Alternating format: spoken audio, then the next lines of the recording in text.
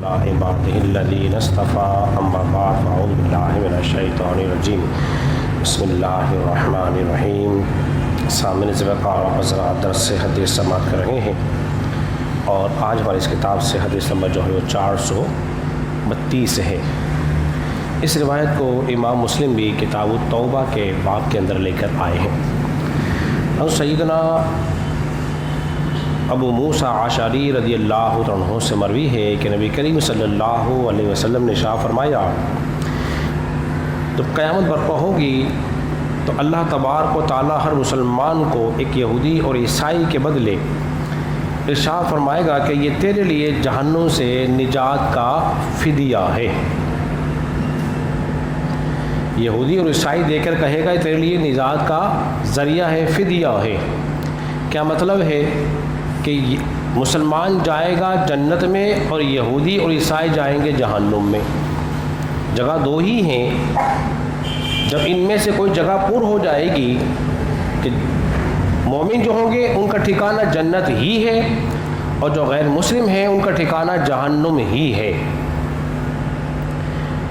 ایک تو یہ، دوسرا معنی اس کا محدثین نے یہ بیان فرمایا ہے کہ جو کافروں کے گناہ ہوں گے اس کے سبب سے اللہ ان کو جہنم میں داخل فرمائے گا، کیونکہ کافروں کا سب سے بڑا گناہ جانتے ہو کیا ہے؟ اللہ کی ربوبیت کا انکار کرنا اور رسول اللہ صلی اللہ علیہ وسلم کی شریعت کا اور آپ کی رسالت کا انکار کرنا ہے۔ اس سبب سے وہ جہنم میں جائیں گے۔ وہ قیامت کا قانون یہ ہے وَلَا تَزِرُ وَازِرَةٌ وِزْرَ أُخْرَى، کوئی جان کسی کا بوجھ نہیں اٹھائے گی۔ بعد نے یہ کہا کہ کافروں کے گناہ مسلمانوں کے گناہ ان پہ ڈال دیے جائیں گے، لیکن چونکہ قانون ایسا ہے کوئی کسی کا بوجھ بولیے نہیں اٹھائے گا۔ پھر ہوگا کیا کہ کافروں کے گناہ کے سبب سے وہ جہنم میں گئے اور جو مسلمان کے گناہ ہوں گے اللہ اپنے فضل و کرم سے ان کو معاف فرمائے گا، ان کو معاف فرما دے گا۔ مسلم کے اندر حدیث مبارکہ موجود ہے کہ بعض لوگ جن کے پہاڑوں کی مانند بڑے بڑے گناہ ہوں گے، پہاڑوں کی مانند بڑے بڑے گناہ ہوں گے، لیکن جب وہ اللہ سے سچی توبہ کر لیں گے تو اللہ تبارک و تعالیٰ ان کے گناہوں کو معاف فرمائے گا۔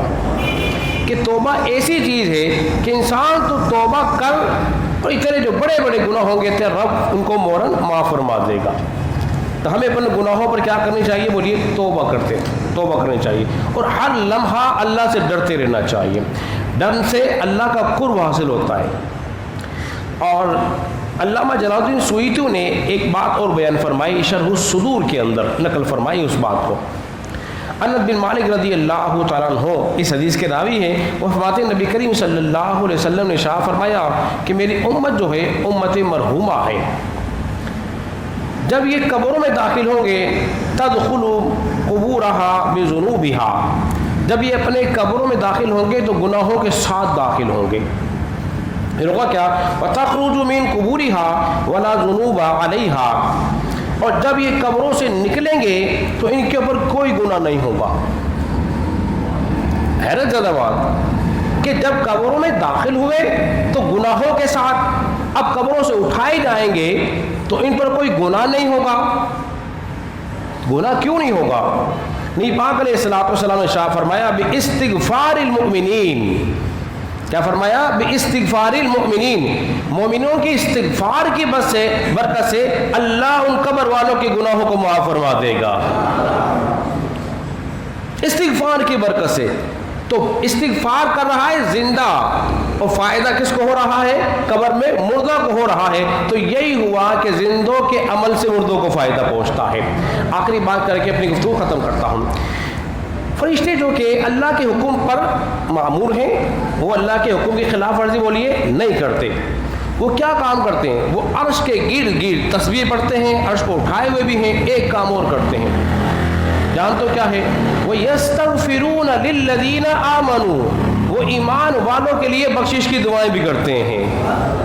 فرشتے بھی بخشش کی دعائیں کس کے لیے کر رہے ہیں؟ ایمان والوں کے لیے کر رہے ہیں۔ تو ہم پھر مسلمان ہیں، پھر ہمیں تو زیادہ دعائیں کرنی چاہیے۔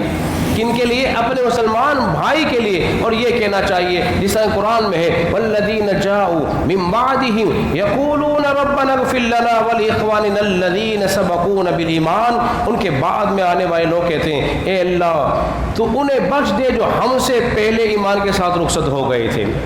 تو ہم بھی یہی اٹھا کے ہاتھ اٹھا کے دعا کرتے ہیں اے اللہ ہمارے مومن فلاں مومن کو فلاں مسلمان کو بخش دے. دعا کرنا بندے کا کام ہے اور بخشنا اللہ کا کام ہے.